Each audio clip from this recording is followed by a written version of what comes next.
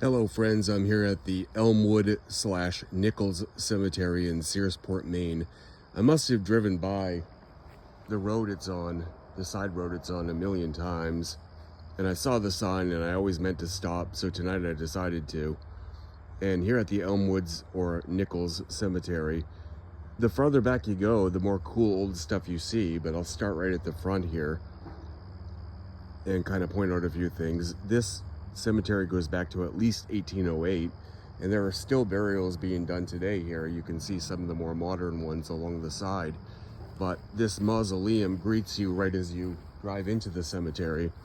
It's the Nickerson Memorial from 1910, so it's only been here about 115 years, which in cemetery years really is like the blink of an eye, as I've grown to understand. Interestingly, you see a lot of memorials for firemen here too, which is not that common in most cemeteries, but there's quite a few here, symbolized by the marker. It says member fire department and the flag, and some more modern burials go back that way. So at first I thought this was a cemetery from the late 1800s to the early 1900s and till modern times, but the farther back I go, the older the graves we see. Some more firemen memorials here. I like to shout out veterans, but firefighters are obviously very important to our society as well, so they're kind of everywhere in this cemetery. You can see some in the foreground too, in the background. So as we walk through, the graves begin to get older in style. A lot of veterans here, some from the Civil War, some from, of course, the wars that came later, World War I, World War II, Vietnam, Korea.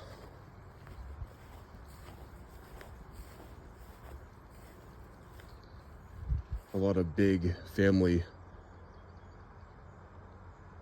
memorials too. Here we're getting into the births from the late 1800s, 1879 to 1946 on that one. Here we start to see some of the really old ones interspersed with the newer ones. This one's from 1808 in memory of Susanna, daughter of Elias and Mary Dudley, who died April 6, 1808, age 9 months, 23 days. And this would be her father in memory of Mr. Elias Dudley. Looks like he also died January 1808, age 46. And that would be his footstone that's been moved over the years, his headstone and his footstone. Initially you would think that was from a child or an infant, but same man, Elias Dudley. 1808, these stones, pretty incredible.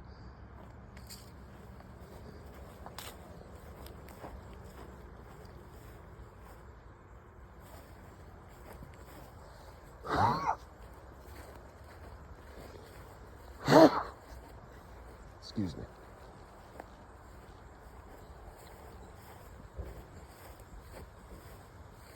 See some mid-1800 ones here. 1853, 1853, 1849, 1856.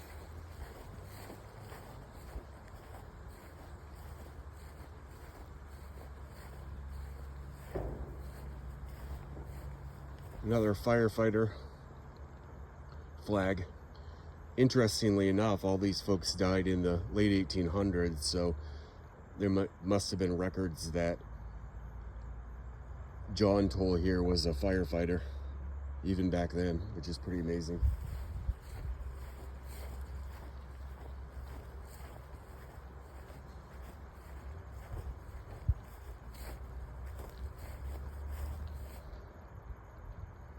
There's a lot of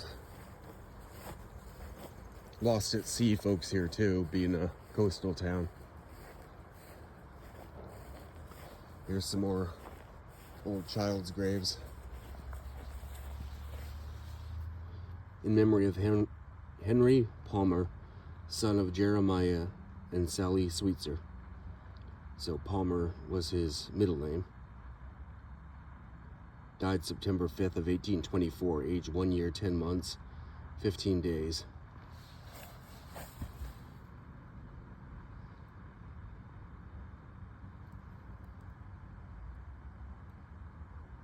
Summoned to bliss, my lost cherub shall rise, pure and immortal, a child of the skies. They had some really poetic epitaphs back then. I can't remember the name of her parents offhand, but I think it may have been a cousin of young Henry Palmer Sweetser here. This is S. Lizzie Sweetser. You have the figure of a child lying on a bed on the top there. And some other Sweetsers. You have James and his wife, Lucy. James died in 1928, Lucy 1889. Deborah, likely their daughter, died 1931.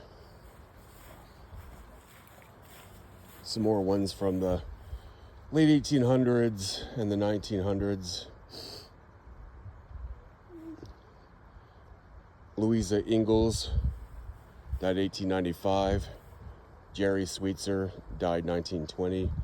Emma S., wife of Jerry Sweetser, died 1903. Asleep in Jesus, it says. All the way in the back corner, we have a Civil War veteran. Remarkably well kept up, 115-year-old memorial. William S. Towers, Private Company B, 4 Maine volunteers, May 18 of 1830 to February 12 of 1910. So he lived just shy of 80 years. And that's a really well kept up Civil War memorial, government issued. Usually they're covered with lichen or discolored, so that's probably been cleaned in the last couple of years. Mary Ann, daughter of William S. and Alice Towers, died September 6, 1874, aged 9 years, 5 months. A lot of fallen over graves here, understandably so. They're all pretty old. Not as old as some I've seen, but still getting way back there. Here's one from 1824, 201-year-old grave. In memory of Mr. James Nichols, son of Mr. Samuel and Mrs. Mary Nichols, who died February 19th, 1824, in the 18th year of his age. Great God, I own my sentence just, and nature must decay. I yield my body to the dust, to dwell with fellow day. Again, very poetic. Since I've been here the last hour or so, I've added a lot of inscriptions on Find a Grave and some photos as well. Find a Grave volunteers are great for adding entries. And sometimes you walk and you can add photos, but very often the inscription was never added. And the inscription is very important. It's literally the last words of people. And it's a great way to read their family's final statement to the world forever. And it's a shame because some inscriptions are worn down, so I like to record them on Find a Grave when I can. Now this is interesting. You may remember the young infants with the tall grave in the Marythew Cemetery here in Searsport from a couple videos ago. Well, this is their sister. It says Emma L., daughter of Alva and Mary H. Dutch. The Dutch infants from a few videos ago were her brothers. She died September 22nd of 1864. She was 7 years and 7 months. A bright flower plucked from the family garden on earth. May it bloom brighter in heaven. So her parents did not have pictures on Find a Grave, but there's enough room here for them to be buried. So I'm thinking likely Alva and Mary Dutch were buried right here next to their daughter. We know they're in this cemetery, so it's very likely they're next to their daughter Emma. I did upload a picture here showing Emma's grave on the right and then the empty plot here on the left with the inscription, it's very likely the final gravesite of Alva and Mary Dutch. I don't know for sure, but it's a reasonable assumption. So at least there's something there on Find a Grave. Here we have some other old ones. You have the Todd family, Alex Todd, who died in 1841. His wife Olive, 1868. Charles Todd died in 1841. And then we have James Todd, died September 5th of 1836. You can see it's definitely an older style from the other Todd graves. Still that early 1800s look.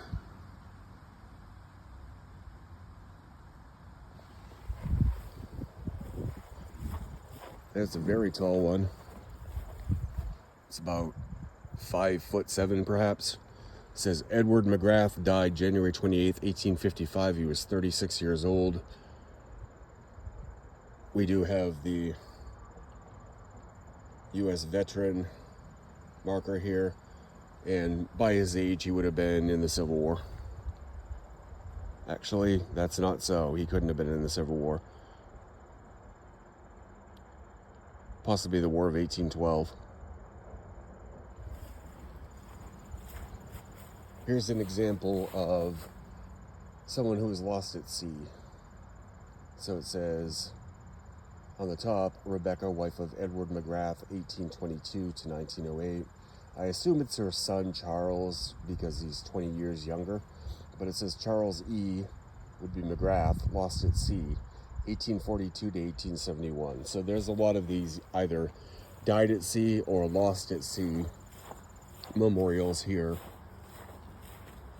Again, Searsport being a coastal town. Looks like John Towers, Company I, 4th Maine Infantry, Civil War. And we have a lot of the older names here from the area. Of course, Nichols being a very big name around here. And some of these stones have the two different spellings of Nichols, like that one, Nichols.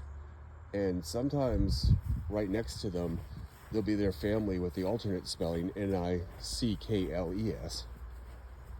So, very interesting old cemetery. And I'm glad I stopped tonight.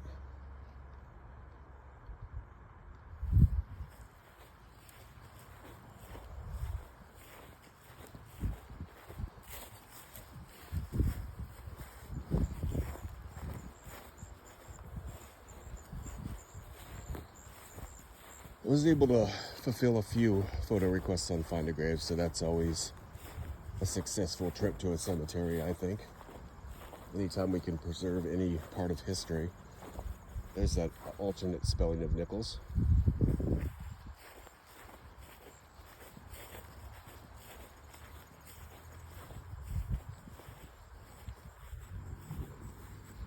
Don't remember the exact spot, but there was some representatives of the Treat family here too.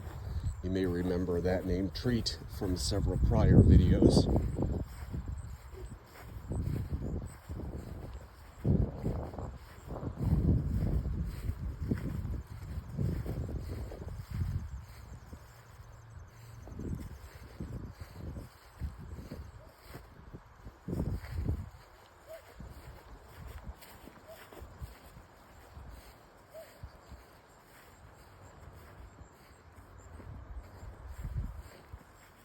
But that's a good snapshot of the Elmwood Cemetery in Searsport, Maine. Hope you enjoyed.